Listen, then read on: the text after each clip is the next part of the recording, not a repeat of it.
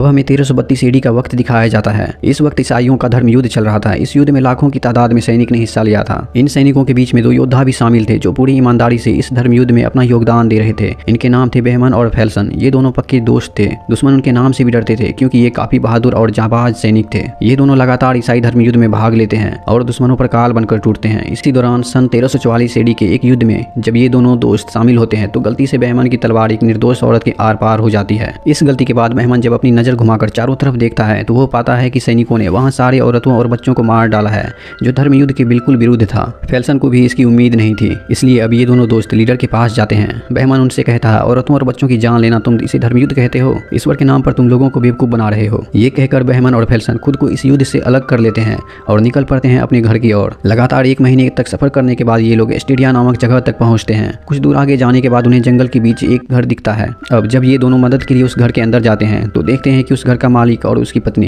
किसी भयानक और अजीबोगरीब बीमारी के कारण काफी समय पहले ही मारे जा चुके थे। इन दोनों को इस बीमारी का कुछ भी पता नहीं चलता, इसलिए ये दोनों उस घर में आग लगा देते हैं और उनका घोड़ा लेकर वहां से आगे बढ़ जाते हैं। अब ये दोनों एस्टेडिया शहर के अंदर चले जाते हैं, मगर अंदर का नजारा देखकर ये दोनों हैरान हो जाते हैं क्योंकि वहाँ कुछ लोग इनसे अपनी जान बचाने के लिए मदद मांग रहे थे तो कुछ लोग खुद को ही सजा दे रहे थे। इन्हें कुछ भी समझ नहीं आता कि आखिरकार यहाँ चल क्या रहा है। तभी वहाँ का एक सैनिक इन्हें बताता है कि यहाँ एक महामारी फैली हुई है पिछले 3 सालों से। बहमन पूछता है, अब तक कितने लोग मारे जा चुके हैं? इस पर वो सैनिक कहता है, हर 4 में से 3 लोग मारे जाते हैं। चूंकि बहमन और फैलसन ने धर्म युद्ध के सेनापति से बगावत की थी और इस बगावत की सजा थी मौत, इसलिए वो एस्टेडिया के उस सैनिक को बताता है कि वो एक मुसाफिर है और उन्हें 2 शानदार घोड़े चाहिए आगे के सफर के लिए। अब घोड़े मिलने के बाद जैसे ही ये दोनों वहां से निकलने की तैयारी करते हैं तभी गलती से सैनिकों की नजर उनके तलवार पर पड़ जाती है। तलवार को देखते ही वहां के सैनिकों को ये समझते हुए देर नहीं लगती कि ये दोनों धर्म युद्ध के बागी सैनिक है और सजा पाने के अधिकारी भी। अब इन दोनों को वहां के राजा के पास ले जाया जाता है।